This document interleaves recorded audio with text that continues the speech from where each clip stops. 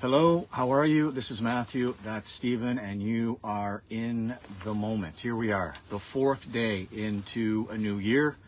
Our presence remains here at City Hall, Grand Parade Square. We've been here for approaching 50 days. So I'm going to let Stephen speak here in a couple of moments. I just want to give a couple of shout outs. I want to give a shout out to Global News. We were in the studio yesterday. It aired this morning. A big shout out to Paul Brothers. Great guy. An excellent piece. It's up on our social media site. I advise you to watch that. It's about 12 and a half minutes long. So thank you for Global News. You use the word advise? Advise? Yes. It's recommended. It's recommended that you watch that video, 12 and a half minutes. So thank you for Global News for the invite. Met some great people here today. Tamara was back with some hot food. Always a blessing when Tamara is on the property. And we also had a couple of individuals, Tammy and Lee, I believe, were over from the Dartmouth. Pam and Lee were over from one of the encampments in Dartmouth here to pick our brain and make sure that we're all on the same page, which I assure you we are. And what did we get? Oh, yes. And they did leave here with a couple of ice fishing tents. So we are, I know Stephen was going to try and get up to Victoria Park today. Maybe that will be in the agenda for tomorrow. Yeah. But we are, and we continue to help out other encampments. So again, thank you for the support, unwavering support. So we haven't done a live stream in a few days. I think it was before the new year. So happy new year to you. Even though we haven't been doing live streams doesn't mean we are not doing things behind the scenes. And I just want to bring you up to speed on some of the research that I have been unearthing that's been passed along to me. So I want to pass it along to you. A great read from Tent Nation. It was Canada. Just type in Tent Nation. Just go to Tent Nation. Look at the information there. I want to share some of the information that I took out of that. What we have been doing here, we are trying to engage not just people here in Nova Scotia, but we need people across the country. This crisis needs to be a part of your everyday conversation. So I'm wondering, over the holidays, at the dinner table, at your office parties, was this a part of your chatter? Because I can tell you here, there was chatter in Grand Parade Square, but that chatter was coming from teeth chattering together because we still have people out in the elements. So please don't forget that. Of course, our live streams are up on social media. I am just going to ask everyone to, during this live stream or afterwards, go take a long, hard look in the mirror. And then I ask you to set aside your bias and your perception of what an encampment is. And then I will give you an open invitation to come here and visit us at any time. Not for a couple of hours, not to come here and meet Stephen and I, but to come here for 12 hours. So I think that's a big step for a lot of people. I know people are grumbling right now because we have, after nearly 40 days, have power here. So as taxpayers, you are paying for the unhoused in some shape or form or another. Three things to think about. We need people to respect the dignity, not just of the unhoused, but of everyone. We need to debate this crisis based on evidence, not rhetoric, and we need to collectively have a commitment that we are going to work together. I'm almost done here, Stephen. It's all good, man. Other things that I extracted from this document that I encourage you to go read. 2 years ago, nearly 60% of Canadians believed that homelessness was a problem in their community. 60%. Now, the really interesting stat is in that same poll, nearly 50% of Canadians did not want shelters put up in public spaces. So I'm curious, here we are in 2024, just a few days in, where you stand on that. I'm just giving you simple things to think about. Auditor General report how Canada graded when it came to homelessness. Listen to these key phrases that I'm going to toss out to you. This is from the Auditor General's report, homelessness from 2002. Lack of accountability, inability to confirm pretty much anything, very little coordination, and overall lack of data, information, and metrics. That's what we're trying to do here right now. Google the 2019 National Housing Strategy Act, almost done here, in April. The minimum wage is going to go up here in Nova Scotia to $15.20. Social support and income assistance are not on par with the housing cost. Public education, reliable data by name list is where we start. I have 70 on my list. How many do you have? Stephen, over to you. Okay. Happy New Year. The beauty of what Matthew and I do, we don't know what each other's going to say, and sometimes we actually have to go watch the video afterwards to figure out what we did say. So, is that true? Yes. That is true. So, a few times, yes. It's been a really interesting journey the past week and a half since we've done a broadcast, and not by the lack of trying, but the holidays, and we actually took some mental health breaks. I think that'd probably be a fair assessment. One of the documents, or one of the videos that we watched over the weekend, had to do with Finland. And again, if you have a chance to check out our interview with Paul on Global News, I thought it was pretty good insight in terms of what we're trying to accomplish. And one of the references we did was to Finland, and what they do, they basically say housing first. And housing first means that everybody gets into some type of indoor shelter, apartment, house, whatever it is, but it brings back dignity and a society that we can all live with. And then once somebody has the ability to be inside, to have their own domicile, then they are in a position in order to start to deal with the rest of the challenges that they may or may not have in life. And Finland has basically eliminated homeless, and as we talked a little bit, we firmly believe that in Nova Scotia we can help to eliminate homelessness. And that's, as we said, it's going to take participation by government leaders, the business community, and nonprofit groups, and us as general population. So it's kind of a little bit of a mindset change. It's taken me a while to get there personally, but after watching this half-an-hour documentary in Finland, you can watch it on YouTube. It's quite well done. So anything else on that? Nope. That's pretty good. Housing first. Housing first. So we'll just leave it at that. We'll talk more about that as we get going. The last few days, we received quite a bit of media coverage, especially in reference to the power that's here at the encampment. And I have to tell you, it's literally changed people's lives here. And, there's one gentleman I keep on referring to. He's, even yesterday, he was in a state of frizzy. There were some challenges with medication. And I gave him a gift, and he was the first person here at the encampment to give it, to try out a little product. What we try to do is we do a little testing. I test something, Matthew tests something, and then we do a little testing with a couple of residents. We went out yesterday and bought a electric blanket, and we also put a request out in order to have some winter sleeping bags. And I have to tell you, I asked him today after he came back from work, because he's working every day, and I said, how was the sleeping bag and the electric blanket? And this is all because we have power, because we wouldn't have been able to do it otherwise. He said he actually woke up in a sweat. He was so hot. So, and it was actually the first time this week, and yesterday, this gentleman was literally crying in front of me, because he had some challenges that are going on. I never saw somebody so happy And they even commented on him being happy at work. And the guy said, why are you so happy?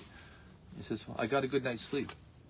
So, and then he came back early and he was laughing, and it's one of those moments that you say, all the efforts that we're doing here at the encampment, all the donations that are coming in, all the support that we're getting, it matters. And it's really making a difference. So we're continuing to do that. We're trying to get more improvements as we move forward. There's been donations that come in here. There was one yesterday that couldn't drop off during Christmas, but it was from the Unifor Facilities Management Department, St. Avex, out of Antigonish. And they dropped off some cash, and I went and purchased some Tim Horton cards for them on their behalf. There was another gentleman that came down yesterday. He wanted to make a donation. I said, well, first of all, figure out where you want to put it, if you want to put it here or other encampments. But I showed him some of the things that we were doing, and people are still opening their hearts, and they believe in what we're doing, and we really appreciate that. Okay, so yesterday Bruce Frisco was down, did a very good piece reference to the electricity that's here. Some of the comments online he was addressing as well. There's also some type of announcement that's coming. Oh yeah, the lady that dropped off the money yesterday. Just people are just amazing. And I can't. Oh yeah, I'm doing the picture thing again. Didn't mean to, but anyways, we did heated blankets for a couple people, and I'm going to buy a few more as well. We're hoping that in the next week or 2 or 3, there's going to be announcements that are going to put people in interior location. We're constantly asking the province when this announcement's coming. We're still waiting. I'm optimistic in the next few days that we'll hear something, because it was the new year. Again, we don't know what that announcement's going to be, but they're supposedly going to help get people inside. So we'll just see what happens. We also have a little fire pit, and we call it a little warming station outside. And it seems to be kind of the gathering area. We put it on first thing in the morning. We continue to let it go all night. And I tell you, one of my neatest moments last night is cooking by the campfire. So 4 of us, people dropped off canned goods. We just literally put the cans on the fire.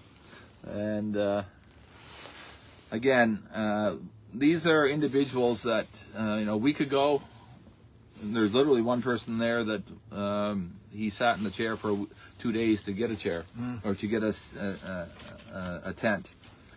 We had another person drop by today, and again, with our tents here, we're full. There's not a day that doesn't go by that's probably not 3, 4, 5 people that come in looking for a tent. Thankfully, Lucas, I'll give a big shout out to Lucas. He's a street navigator.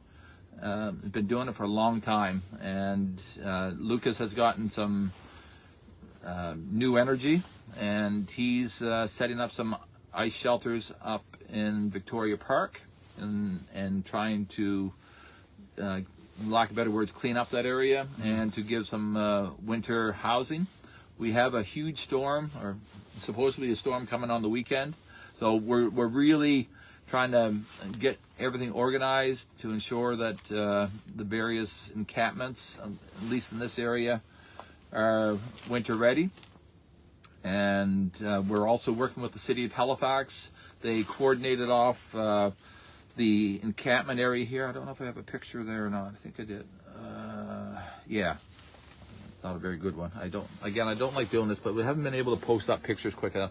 They put some barricades around there in order to help with the winter clearing, and then also we put a lot of wires down for our electricity, and they were kind enough to coordinate all that area off. So we're very pleased with the progress that we're making with the city there as well. And this lovely lady dropped off some chili, and you know, she told us her story, and she's somebody that has saved herself, and she's given back to the community. And I have to tell you, there's some amazing people out there. Oh, I got to show them this one. So we had a couple of residents that, well, I'm going to lack of better words, we fell in love with. And Leah was one of them, and her boyfriend. But some of the people might have remembered Mikey. I'm going to cover up the whole screen. So that's Mikey in the middle. So Mikey in the middle. Mikey in the middle. Yeah, that's good. So he has a street mom to the left of Matthew there, and she made a promise to Mike that she would get him out of here, and she did that on Christmas. And they stopped down here this morning, and I tell you, the hugs, pretty impressive. Mm-hmm. So this is 2024.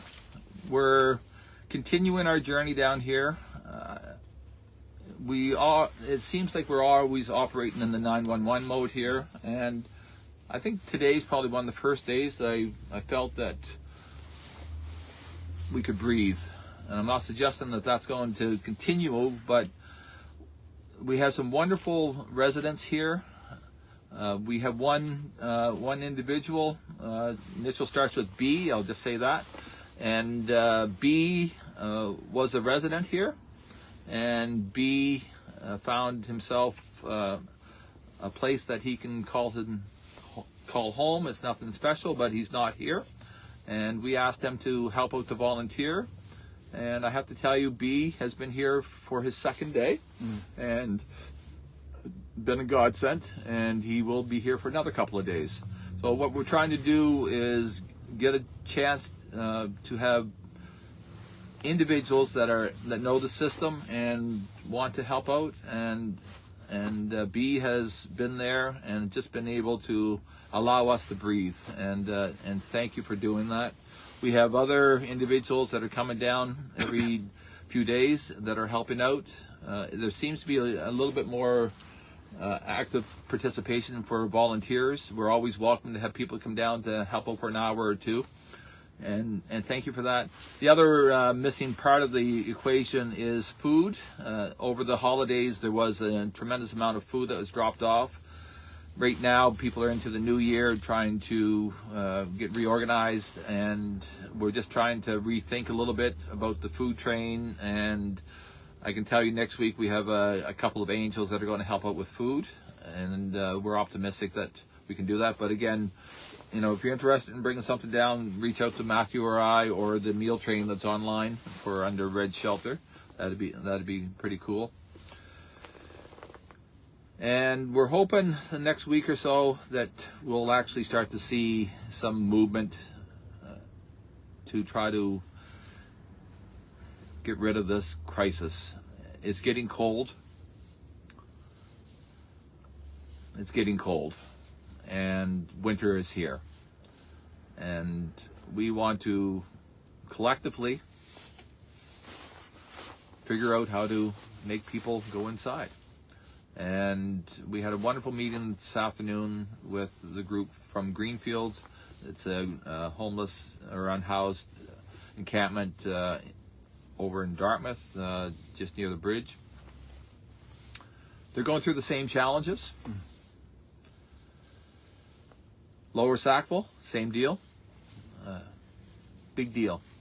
And shout out to James Skinner as well. James, thank you for all the work that you're doing. James and Denise organized a buying group for the Red Shelters, and they have received quite a few that are being distributed among the metro area and other areas around the province. And it's that type of dedication that is making the movement come together. And I have to tell you, every day that we meet more people, but there seems to be a real sense of community about even within the encampments to help each other. And as we move forward, it's going to take this whole nucleus of all of us, not just the encampments, but the other non-profit groups and the service providers. We're all working together to figure out how to make this a better situation. So thank you for all of that. I don't know if I know there's lots of things we would like to talk about, but we're trying to condense our sessions to under half an hour. Under half an hour. So anyways, thank you, everyone. And again, your support matters. And, you know, we received a couple of messages, you know, about the coverage that we received. And I believe that this topic of the unhoused is on the minds and hearts of everyone. And we want to continue that. We don't want this to slip off to the back burner. And this is winter. And no Nova Scotian should be outside. So I'll leave it at that. Thank you, everyone. And we'll continue to do our broadcast. Again, the New Year's here. We'll do broadcasts as much as possible so they're informative and we have lots of news for you.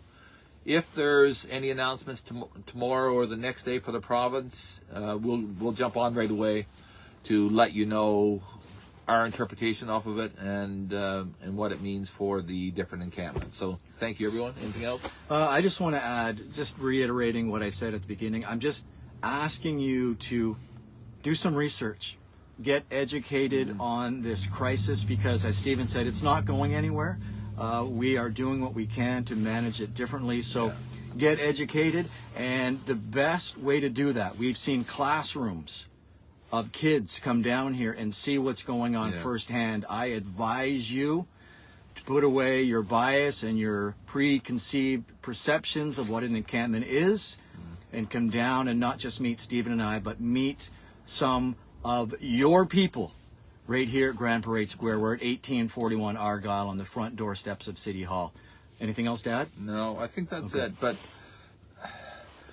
I will end with this, is that we all think, that's bad English, we think, and based upon the research that we've read, this concept of encampments is here.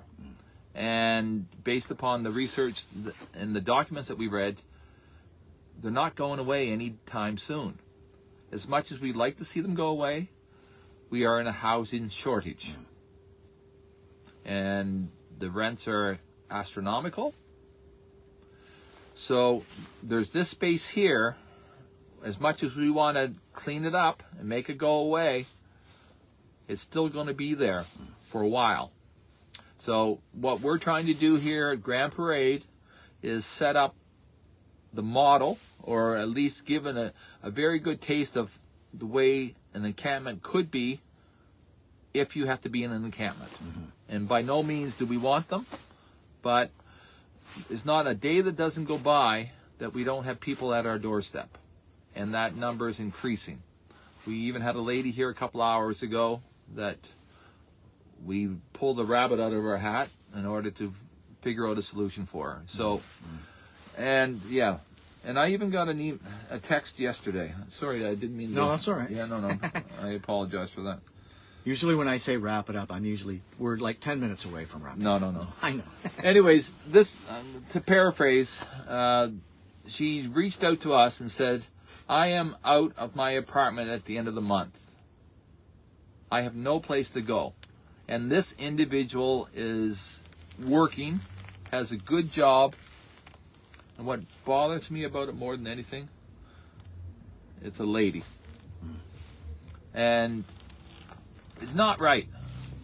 It is not right, whether it's a lady, a man, somebody's son, somebody's daughter. It's not right. So we have to stop somehow making sure that these evictions are continuing. So again, there are people every day, especially you watch the end of the month, there's going to be an increase of people that will not have a place to stay. So let's put the brakes on it. Let's work together. Solutions, that's what we need. Thank you, everyone. Okay, thank you, Stephen. My name is Matthew, and you are caught up in the moment.